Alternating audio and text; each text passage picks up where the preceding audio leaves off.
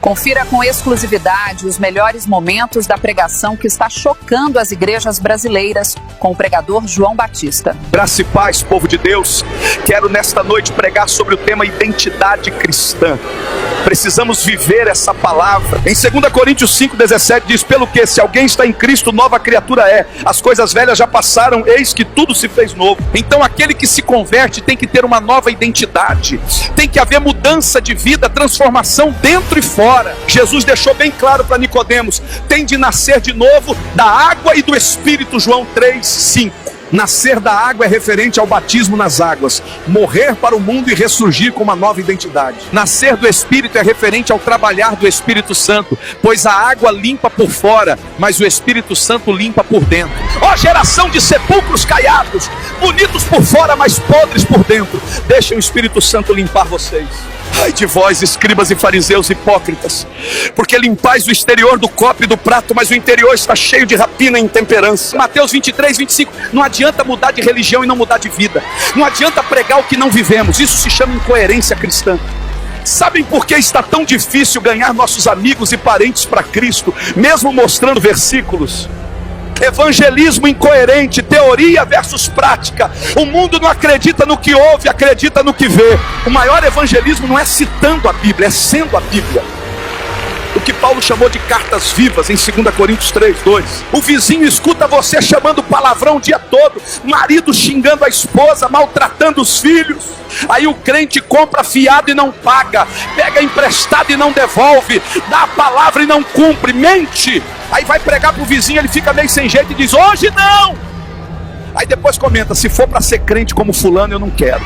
Romanos 12:2 na NVT diz: não imitem o comportamento e os costumes deste mundo, mas deixem que Deus os transforme. Não podemos ficar em cima do muro, ou somos cristãos ou não somos. Não podemos servir a dois senhores. De uma mesma fonte não pode jorrar duas águas.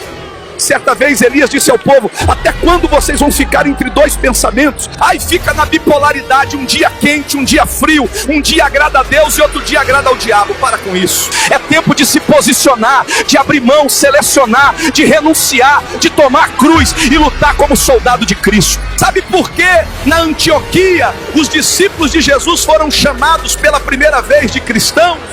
Porque se pareciam com Cristo. E com quem nós somos parecidos hoje? Aquele que diz estar em Cristo deve andar como ele andou. O amor esfriou, é cada um por si. O egoísmo, a vaidade, a avareza estão tomando conta. Desperta, igreja, Jesus vem.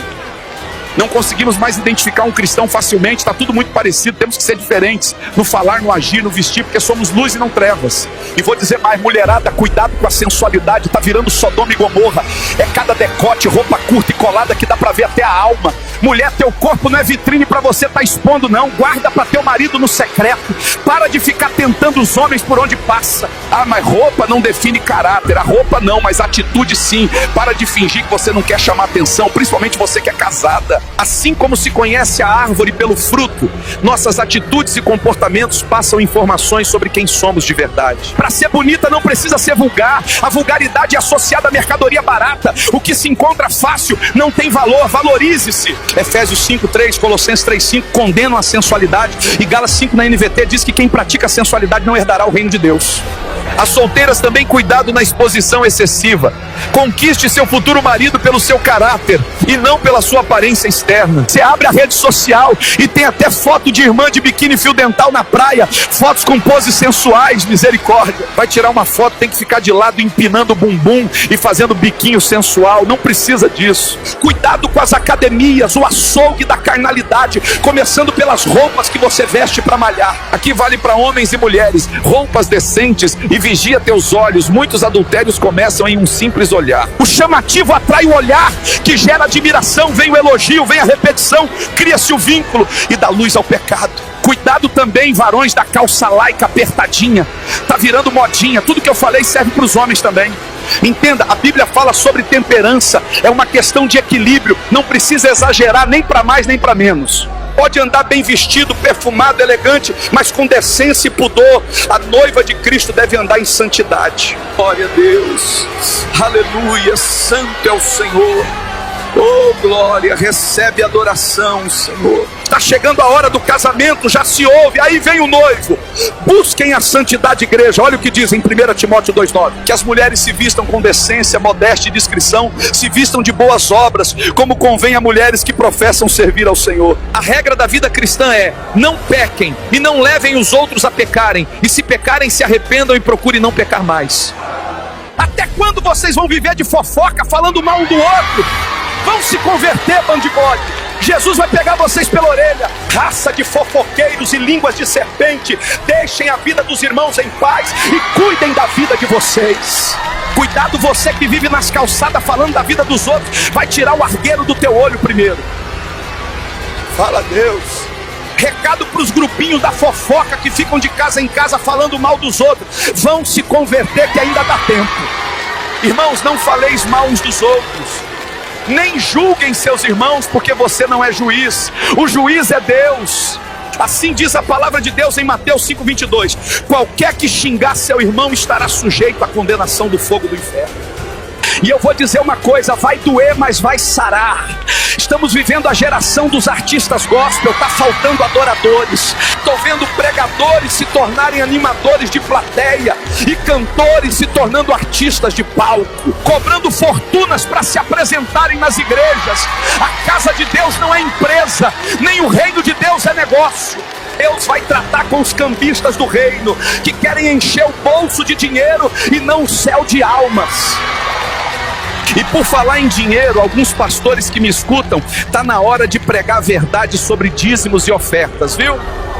Hebreus 7, versículo 5, deixa claro que o dízimo era da lei. E Hebreus 7, 18 diz que a ordenança anterior foi revogada. Ah, pastor, então eu não posso dar dízimo. Pode. Não só 10%, mas quanto você voluntariamente quiser dar. A questão aqui é a obrigatoriedade. Não é mais uma obrigação, porque não vivemos mais a lei, e sim a graça. Em 2 Coríntios 9:7, leia na NVT e você verá a verdade incontestável sobre contribuições hoje. Lá diz: cada um deve decidir em seu coração quanto dá.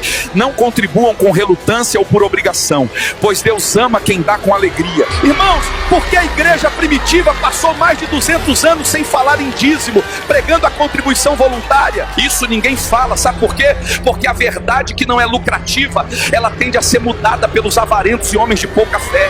Sabe o que eu já ouvi? Ah, pastor, mas se a gente disser que não é obrigatório, as pessoas não contribuem e a igreja fecha. Vão tomar chá de Bíblia para aumentar a fé, bando de incrédulos. Uns confiam em dízimos e outros em ofertas. Eu confio é no Senhor. Salmo 127: se o Senhor não edificar a casa, em vão trabalham os que a edificam. É Deus que faz. Pega essa, Apocalipse 3:7, a porta que Deus abre ninguém fecha, é Deus que tem a chave. Pastores, confiem no Senhor. Gente, a obra precisa se manter, sim, é fato, tem despesas e precisamos sim ajudar, mas não precisa de tortura psicológica. Os mercenários usam Malaquias 3, falando em roubar a Deus e em maldição, e ainda alguns falam sobre salvação ligada a dízimo.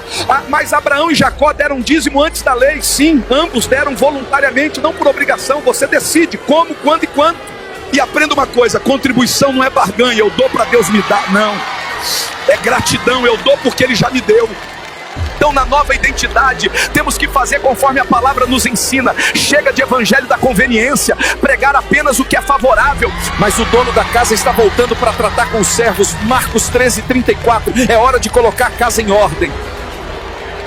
Estava vendo uma notícia que o número de desengrejados está crescendo. Pessoas que não querem mais congregar em igreja. Elas se decepcionaram com pessoas, mas a verdade é: quem entrou na igreja por causa de Jesus não sai por causa das pessoas. Ah, mas eu não deixei Deus, mas deixou o quartel. E não tem soldado sem quartel. E soldado sozinho não vence batalha. Somos um corpo, um conjunto de membros interdependentes. Um precisa do outro, comunhão, amor igual a força. Problemas existem para serem resolvidos e não para fugir deles. É covarde quem pula do barco sem antes tentar evitar o naufrágio. Somos diferentes, aprenda a conviver, faça a sua parte, entregue seu culto a Deus e deixe Ele resolver o resto. Irmão, se a igreja fosse perfeita, já teria sido arrebatada. A igreja é lugar de pecadores em reforma, aprenda isso. Agora, mais do que nunca, precisamos nos unir. Ovelha fora do rebanho vira alimento de lobo. Vamos amadurecer a geração de meninos na fé, que fazem birra por tudo. Devemos ser pescadores de almas, não caçadores de defeitos. Então você não aceita os defeitos da igreja, mas quer que Jesus aceite os teus? Já imaginou se Jesus te deixasse quando você erra? Ó, geração de filhos pródigos que estão deixando a casa do pai por imaturidade, depois perceberão que fizeram a escolha errada, mas ainda dá tempo de voltar. Erro se perdoa, problema se resolve. Israel tinha tribos, Jesus andava com discípulos que tinham defeitos, viu? E você querendo andar sozinho. Mas a hora vem, e agora é, em que os verdadeiros adoradores adorarão o Pai em espírito e em verdade, porque o Pai procura tais que assim o adorem. Deus está procurando os verdadeiros adoradores. João 4,23, será que tem adoradores aqui? Abra a tua boca e adore. Você que escuta agora, não importa quem você é, o que você fez, Jesus está te chamando dizendo: vem filho, vem filha. Está chegando o dia do grande acerto de contas. Cada um vai prestar contas diante de Deus. Se Jesus voltar hoje, você sobe ou fica?